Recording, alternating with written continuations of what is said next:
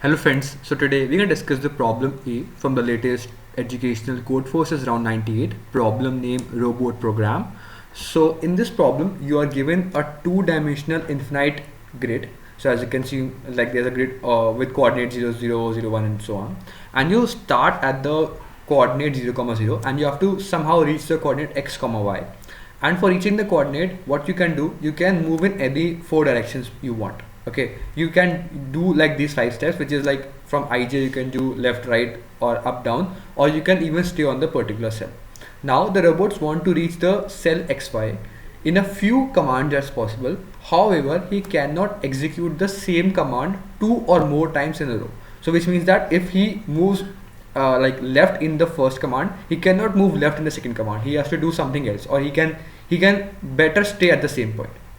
So this is one important hint you can use. Second, the question statement states that you have to find out the minimum number of commands required to reach xy from 0 0. So because the coordinates are all positive, you means it can be assumed that you start at 0 0 and the coordinate you want to reach is always a positive number. Okay, so let's draw it out. Okay, just wait.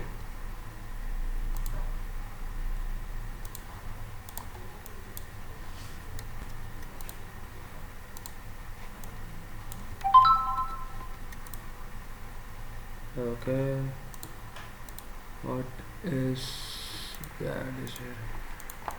Yeah, so as you can see that this is a grid, this is the point you start at, and like let's assume you want to reach some other point, and now if this point is 0 0 and you have to reach, like let's assume 5 4.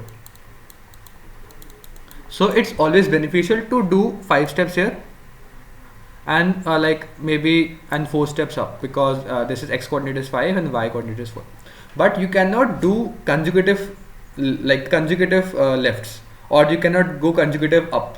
Okay, so because you have to do some steps also. So what is better? It better means that you first go one right, then one up, one right, one up, one right, one up. So as you can see, so because it is 4 up and 5 right, so first it always beneficial to go right. So first right, up, right, up, right, up, right, up. So at this point, as you can see, you have gone 1 2 3 4, so 4 ups, and right 1 2 3 4 5. So you can go one more right and you are at 5 4. So as you can see, this is beneficial. But now let's assume that you want to reach somehow a point which is 0 7, which is at this point maybe, and you are at this point. Now it is always beneficial, what you can do, you can, because you cannot go, like if you go one step, then you cannot go the same step again, so you have to like somehow do something else. So what is beneficial? The beneficial part is you can stay at this point again. So if you stay at this point, you have to done 2 steps, then for the next step you can go another point, and then you can stay at the same point again, then the next point. So if it is 7, you have to do 7 into 2 number of steps, which is 40.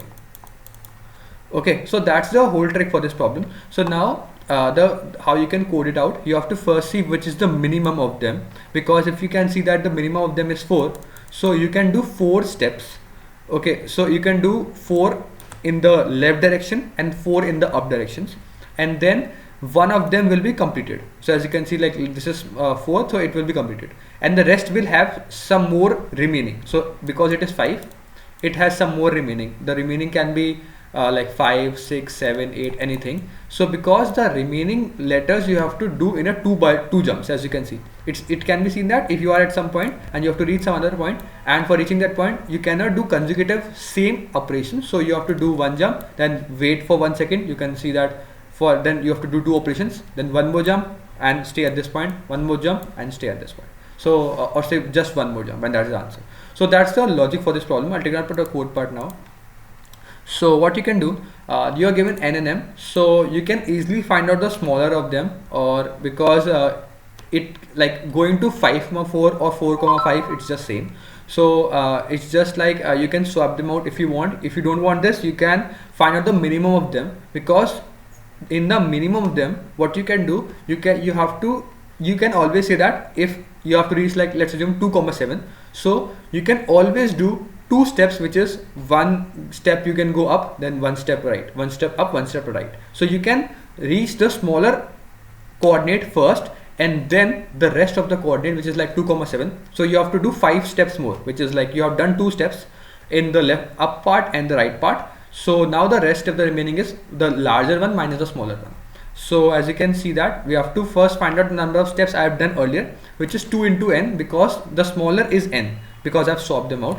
So I've assumed that if n is greater, I will swap them out so that n is always smaller.